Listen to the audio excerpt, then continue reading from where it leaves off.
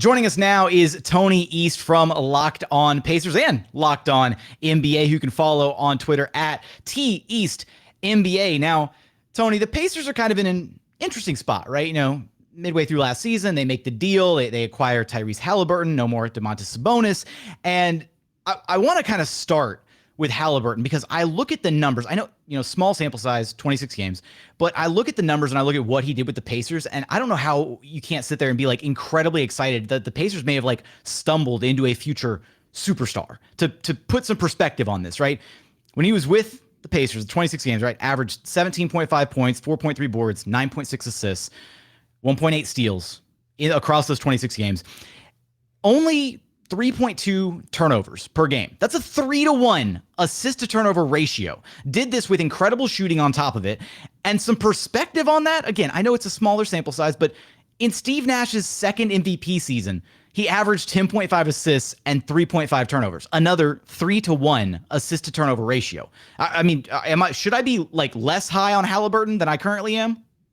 Oh, I'm extremely high on Haliburton, and you just nailed part of why. Like, if you go through past season statistically and look for guys who in one of their first two seasons averaged, I even did the cutoffs below his averages. I did 15 and 9 on 40% three-point shooting in any of their first two seasons. Every single one of them, except for Damon Stoudemire, who was also awesome, was an all-star at some point, like Trae Young, Darius Garland, Mark Price, Tim Hardaway, an incredible group of players that suggests, yes, if you can shoot like this and pass, you are extremely hard to guard.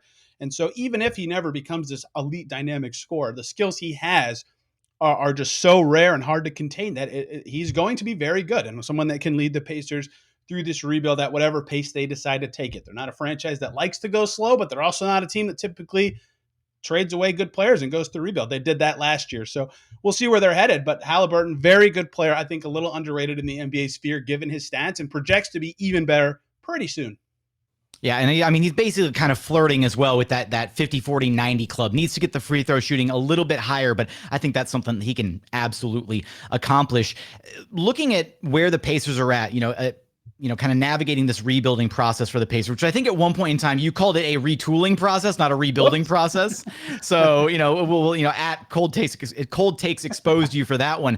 But, how do you kind of define expectations for this upcoming season for the Indiana Pacers?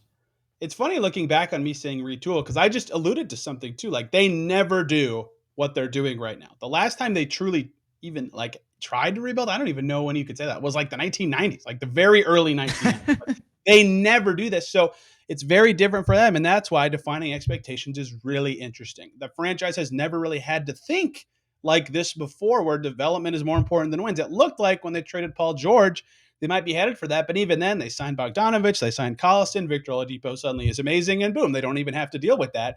So they've never had to think this way in a very long time. So I would say from the outside looking in, although I have talked to people, that a lot of what they'll set their expectations to be will be about development for their key young guys, Chris Duarte, Tyrese Haliburton, Benedict Mathurin, who had a bomb summer league. They love their young core, setting those guys up for success, figuring out what works with all of them together. And then everything else, if they win a lot, if some of their vets, Buddy Hield, Miles Turner, McConnell look good, it's just icing on the cake that helps them either get good players or make better trades or just set themselves up to be better in the future, because it's rare for the Pacers to go through this rebuild. And everything they do, especially this season where it's really year one of this project, is all about finding those baselines, setting up what the boundaries and core are for your team going forward. And so we'll see how aggressive they are and trying to get out of it and grow. But this year is the year all about setting those baselines and seeing what their core pieces are for this rebuild.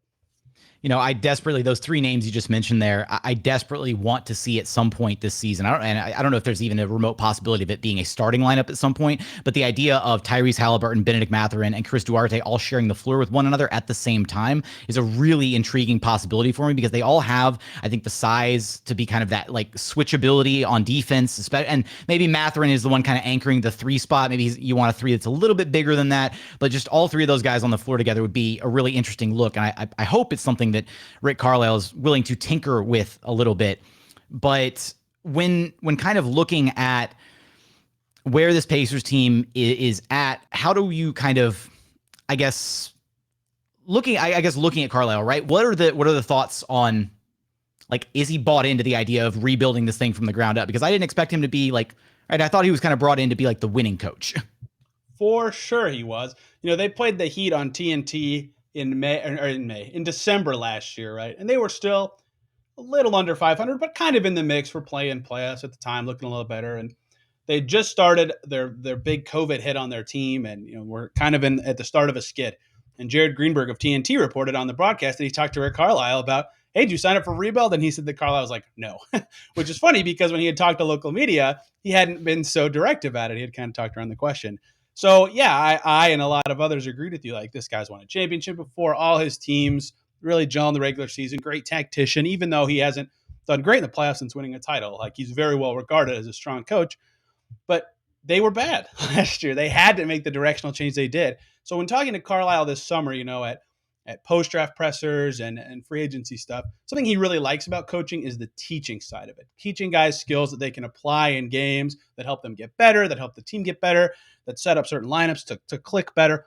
He really likes that part of the game. So while I think he is maybe not be the perfect word, but like a little bit better suited for like good players and putting them in the right combinations to succeed, I think he will do well on a rebuilding team, teaching skills, teaching situations, getting guys better and fitting better together. I think he will do well in that setting. I just also agree that it's maybe not what he expected when he signed a 4-year contract to be the coach of the Indiana Pacers. So we'll see. Maybe that means he, leans on guys like Hield and Turner and McConnell a little more than some expect from the outside. But maybe it means some of these young guys really gain a lot. Like Ben Mathurin came in for a second workout with the Pacers the night of his pre-draft workout to work just with Carlisle. Like, that's the sort of stuff he really likes. I think that sort of stuff will show this season, but I also think some of those vets could be playing a little more often than some expect just because of who he is as a coach. Speak of the devil, I'm glad you mentioned a couple of those names there. Buddy Hield, Miles Turner, the trade that has been staring us in the face all summer, Tony.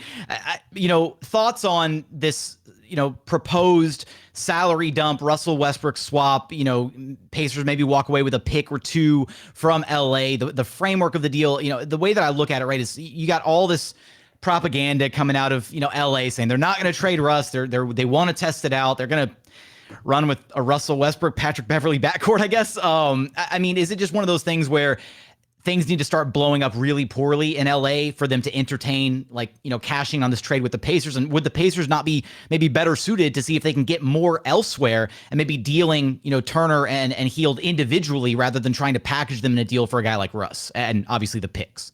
You nailed it, I think, because if they trade him individually, the thought is, at least for most, and I think, some GMs have talked about this in the past, like, Miles Turner is worth a first on his own, right? He's that good of a player, even on an expiring deal.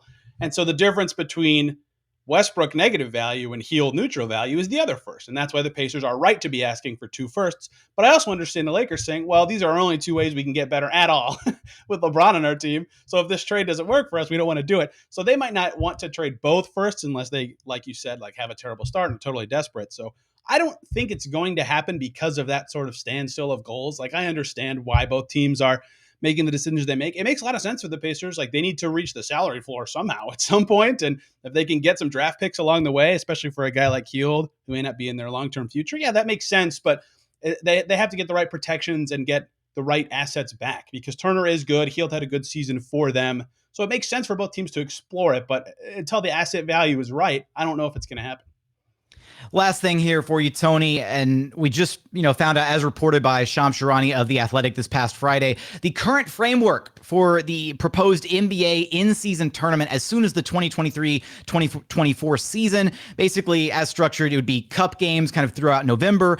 8 teams eventually advance to a single elimination final in December. The other 22 teams would continue with the regular season. All of the games would be part of the regular 82-game schedule. 1 extra game for the 2 final teams in the tournament, and it includes some, I guess, TBD prizes for the 8 teams that advance to the single elimination round. What are your thoughts on this proposed in-season tournament that we've been hearing about for, it feels like, a few years now? Yeah, good on the NBA, because here's how I'm going to say it. The WNBA literally already has exactly what this is in place. It's called the Commissioner's Cup. So the first game you play against every team in your conference for a WNBA team at home and on the road counts as a Commissioner's Cup standings game. And the team who's first in each conference in the Commissioner's Cup standings at the All-Star break play in the Commissioner's Cup final game. That's the only extra game played on the WNBA calendar, is that finals game. So 2 teams play an extra game.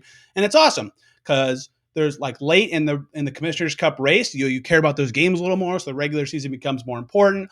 Obviously, the players care about the prize. They get to play in the game. Like, it works out. And I think it's going to meet the NBA's goals for similar reasons. The regular season games become more important and aren't just, some people think the 82 games are a drag and some games don't matter, which is true. Like, teams throw games in March on purpose. Great. The tournament will draw viewers because those games are going to be awesome. It won't add to the regular season for all these teams that care about load management and things like that.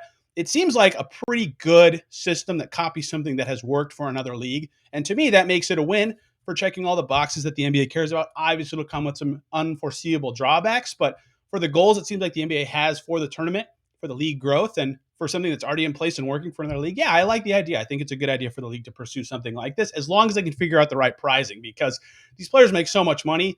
Cash isn't going to do it. I think the incentive has to be at the team level, like the 61st pick in the draft that you can't trade goes to the winning team, something like that. But if they can figure that out, I think it's a pretty good idea. A glowing endorsement of the proposed NBA in-season tournament. What's going to happen with Tyrese Haliburton? Can he sustain this level of play across an entire season with the Pacers? Will Buddy Hield and Miles Turner be on the way out in some capacity for Russ or in some other variation of a trade? You're going to have us covered for all of that and more over at Locked On Pacers. Tony, I appreciate you stopping by Locked On NBA with me. Thanks for having me, Jackson.